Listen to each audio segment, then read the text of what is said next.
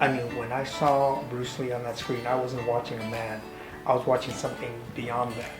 I mean, the way he moved, the way he expressed himself with his body, and just that charisma that he had really, really touched me. And it really pushed me and motivated me because in my own way, I did not want to be Bruce Lee. I wanted to have the Bruce Lee effect. I don't know if that's the proper way of saying it, but I wanted to excel in my own way. That film started me on a path that would eventually propel me to many, many great things in life. And one of the biggest things at the time was my self-worth. Because being Latino and fat in America at that time, well, not in America, but in my neighborhood, my area, in my universe, it wasn't a good thing. Because I always felt less than my brothers who were white. Whether it was just my own imagination or whether it was real or perceived or whatever. But I never felt good enough. I always felt less than. And when I saw Bruce Lee, it basically gave me hope. Hope that I can be as good as anyone. Hope that I didn't have to settle for second best. That I could be the best if I work hard at it. And that was the biggest influence in my life. Because up to that time, but let me back up a little bit. I was happy being overweight because I can eat anything I want. Tacos, burritos, again, flan, arroz con leche. My God, I'm getting hungry right now just talking about it. But when I discovered my self-worth, I wanted to be something better than what I was. You know, still being proud of being Latino, but still being as good as my white brothers, as my brown brothers, and my black brothers, and my Asian brothers. Because we're all equal. And that's what Bruce Lee did for me. When I saw him on the screen, he was the great equalizer.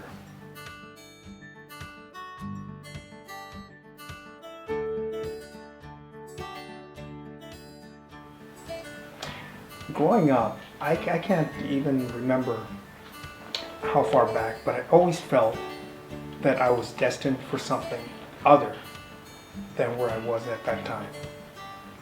Other than that neighborhood. And not that the neighborhood is bad, but just something always was inside of me. As a matter of fact, I remember reading this book, Jonathan Livingston Seagull, Richard Bach, and that really, it spoke to me because it's basically about a seagull, a bird, but this bird always wants to break the boundaries. And that's how I felt. I just didn't know how. And one of the things that inspired me the most was watching movies. Always watching a lot of movies. I mean, I remember my first Billy Jack movie. That was amazing. Amazing what this guy Billy Jack did on film. Didn't compare to Bruce Lee. It was in its own way very different. But that movie inspired me. And my own faith in God inspired me. Because I always have believed that there is a God, obviously.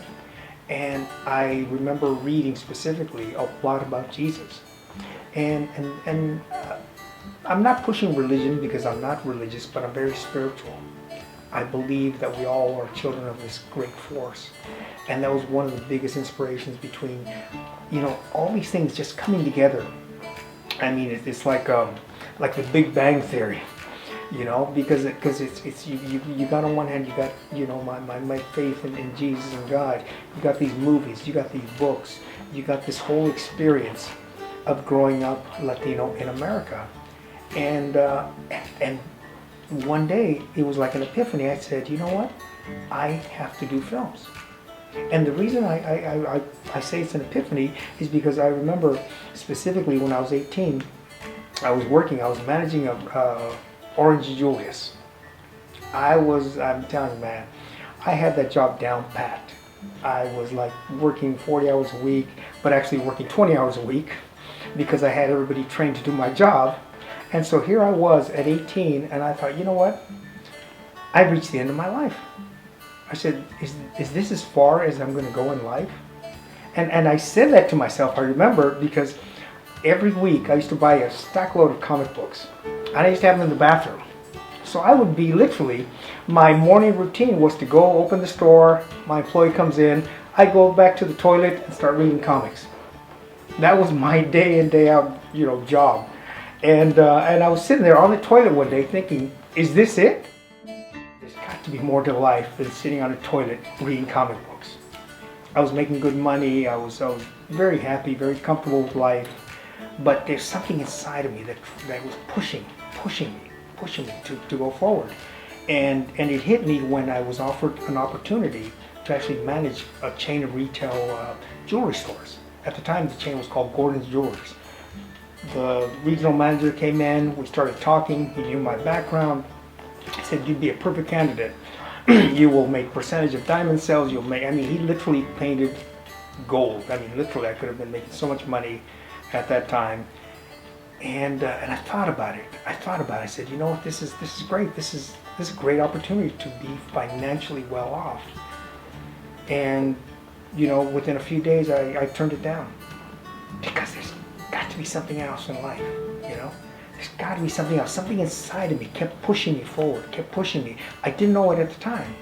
And so what I did, I ended up quitting my job at Julius, and I said, I'm gonna be an actor. I'm gonna be in films. I went to New York thinking that that's the place to go. Failed. Couldn't get myself arrested. I came back, and then I started taking extra work. Making $25, $30, $40 a day. And just experiencing what it was like, because I had no idea how to get into films. And so what happened is I started noticing basically the modus operandi for extras is that when you go to a set, the extras usually, they go in there, they check in, and then they hang out by the food table gossiping and talking. And I did that a couple of times, hanging out, but I started looking at the guys doing the camera. I started looking at the directors. I started looking at how they're lighting things. And so after a few jobs, I started just gravitating away from the extras and just kind of sneaking in and hanging out and watching them set up these shots. And I learned so much. I learned so much because it was such a creative process. I literally used to hold the directors in such a high regard. And there are certain directors that are just phenomenal. The Spielbergs, the Scorseses of the world. But a lot of them, I just saw, it's like, wow, I can do that. I started thinking to myself, why can't I do that? And I started understanding that the only limits were the ones I put on myself. Same thing with my body. Literally, I've been on covers of magazines and I've taken off my shirts in films. And it's because I felt the confidence to do that through the martial arts, through the opportunities that I've had. And again, that propelled me to train. There was no easy path for me because I live by nature. I'm a fat kid. And just training, hard work, everything, and having that drive and that dream, all combined, really pushed me and inspired me to achieve, the nominal success I've achieved. But all of that has been through hard work.